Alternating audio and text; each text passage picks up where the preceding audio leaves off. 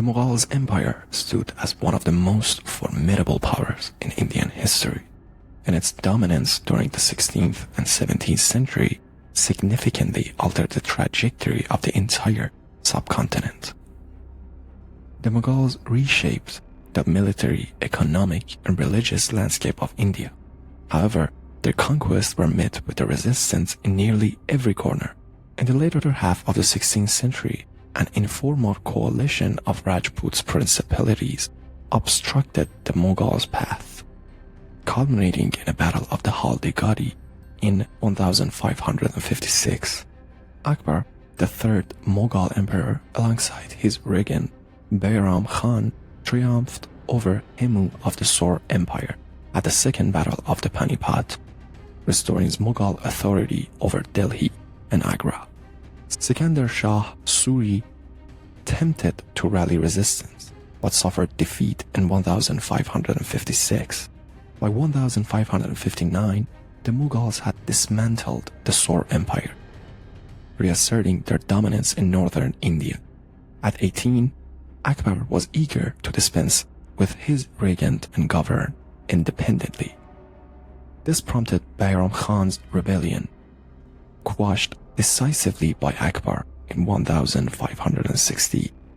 The emperor then returned his sights to expanding his realms into central and western India, particularly eyeing Gujarat for its strategic significance in sea trade with the Ottomans and the Safavids.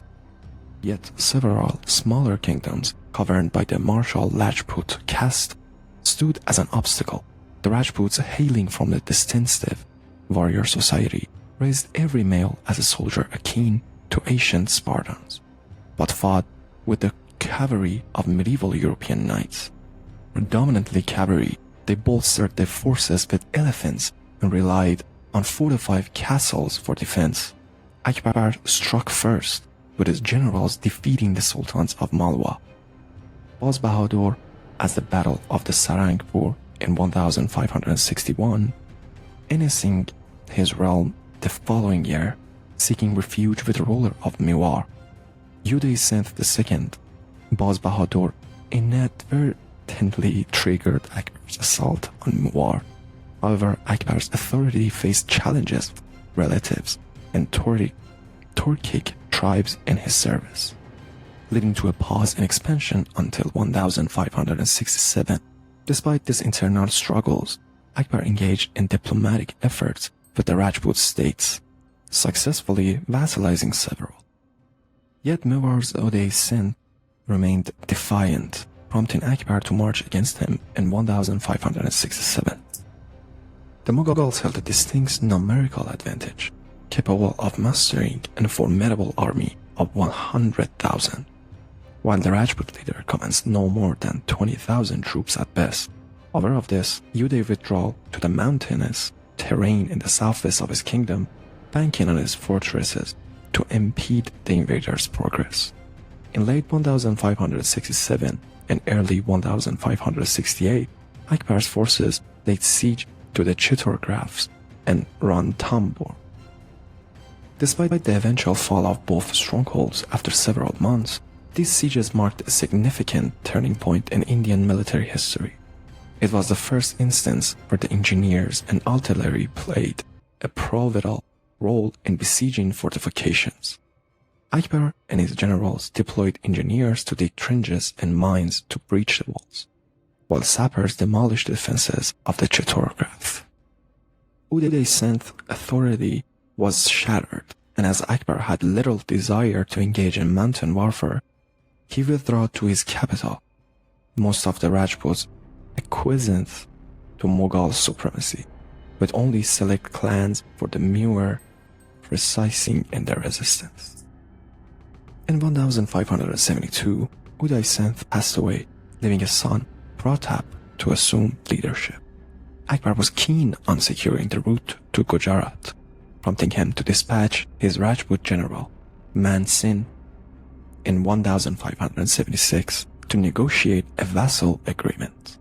Some historians argue that the Pratap insulted Man Singh for his alliance to Akbar, while others assert that he simply refused vassalage. Well, regardless, war became inevitable. Pratap, cognizant of his numerical inferiority, positions his forces at the entrance to the Haldigadi pass. As Mansan troop approached, the iconic Battle of the Haldigadi unfolded on June 18, 1576. While certain historians tend to frame this battle as a religious clash between Hindus and Muslims, historical sources indicate that the Pratap's forces included Muslim mercenaries, whereas several Hindu Rajputs fought for the Mughals. Mansa commanded 4,000 warriors from his clan, supported by 1,000 Hindu warriors from other tribes, and 5,000 soldiers from the Mughals' army. Despite the presence of Mughals' artillery nearby, terrain constraints prevented its engagement. The Mughal forces were predominantly cavalry-based, but also featured elephants and musketeers. Pratap, on the other hand, commanded approximately 3,000 cavalry, 500 archers, and an undisclosed number of elephants. The Mughal army deployed archers and musketeers in the front line, with the remainder organizing into 5 groups, predominantly stations on the left flank. While Mansa and his clansmen occupied the center, Pratap divided his troops into 4 similar units, with archers positioned in the rear. Although the exact placement of the elephants is uncertain, the course of the battle suggests they were either integrated within the central units or positions ahead of them. Pratap, aware of his numerical disadvantage, initiated the battle with a frontal assault using all his forces, effectively scattering the enemy skirmishers and forcing the right flank to retreat. As the Rajput center clashed with the advancing Mughal units, Pratap's flanks joined the fray. The Mughal vanguard received reinforcements from the center, led by Mansa, halting the Rajputs' advance and allowing the Mughals to regroup. Pratap developed his elephants in a bid to disrupt the enemy formation, but Mansa countered with his own arms. This phase of the battle evoked legendary imagery, with historians' accounts vividly describing the clashes between these colossal beasts. Mansa successfully recognized his flank, with his musketeers pinning down the enemy's left while engaging them, effectively neutralizing the Rajputs' elephants with their accurate fire. With the Rajputs' elephants eliminated, the Mughals seized the opportunity for a counterattack.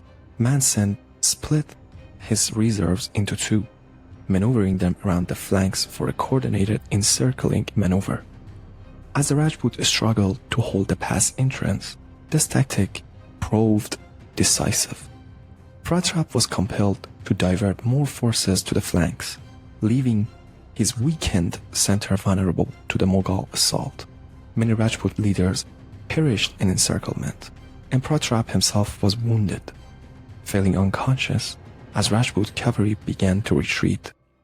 A few hundred archers volunteered to provide cover, delaying the Mughals' advance and facilitating the escape of over half of Rajput forces, including the leader. The mountainous terrain of Mewar soon fell under Mughal control. Despite this setback, Pratap continued waging a guerrilla campaign against the occupiers for several decades, briefly reclaiming most of the Mewar during the period of crisis in Mughal Empire. And thank you for watching.